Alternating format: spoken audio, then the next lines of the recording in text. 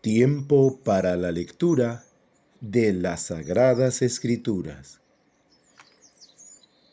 Epístola del apóstol Pablo a la iglesia que estaba en Roma.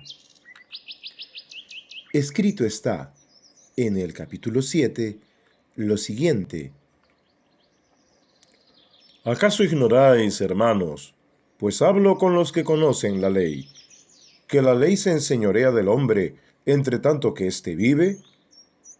Porque la mujer casada está sujeta por la ley al marido mientras éste vive, pero si el marido muere, ella queda libre de la ley del marido. Así que, si en vida del marido se uniere a otro varón, será llamada adúltera. Pero si su marido muriere, es libre de esa ley, de tal manera que si se uniere a otro marido, no será adúltera. Así también vosotros, hermanos míos, habéis muerto a la ley mediante el cuerpo de Cristo, para que seáis de otro, del que resucitó de los muertos, a fin de que llevemos fruto para Dios.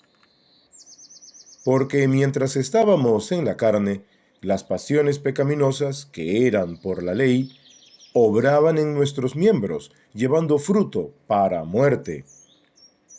Pero ahora estamos libres de la ley, por haber muerto para aquella en que estábamos sujetos. De modo que sirvamos bajo el régimen nuevo del Espíritu y no bajo el régimen viejo de la letra. ¿Qué diremos, pues? ¿La ley es pecado? En ninguna manera.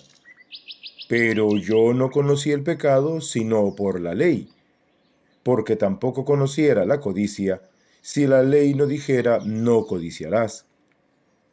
Mas el pecado, tomando ocasión por el mandamiento, produjo en mí toda codicia, porque sin la ley el pecado está muerto. Y yo sin la ley vivía en un tiempo, pero venido el mandamiento, el pecado revivió y yo morí. Y hallé que el mismo mandamiento que era para vida, a mí me resultó para muerte, porque el pecado, tomando ocasión por el mandamiento, me engañó y por él me mató. De manera que la ley a la verdad es santa, y el mandamiento santo, justo y bueno. Luego, lo que es bueno, ¿vino a ser muerte para mí? En ninguna manera, sino que el pecado, para mostrarse pecado, produjo en mí la muerte por medio de lo que es bueno, a fin de que por el mandamiento el pecado llegase a ser sobremanera pecaminoso. Porque sabemos que la ley es espiritual, mas yo soy carnal, vendido al pecado. Porque lo que hago no lo entiendo, pues no hago lo que quiero, sino lo que aborrezco, eso hago. Y si lo que no quiero, esto hago, apruebo que la ley es buena. De manera que ya no soy yo quien hace aquello, sino el pecado que mora en mí. Y yo sé que en mí, esto es, en mi carne, no mora el bien, porque el querer el bien está en mí, pero no el hacerlo.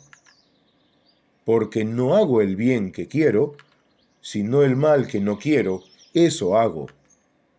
Y si hago lo que no quiero, ya no lo hago yo, sino el pecado que mora en mí. Así que, queriendo yo hacer el bien, hallo esta ley, que el mal esté en mí. Porque según el hombre interior, me deleito en la ley de Dios.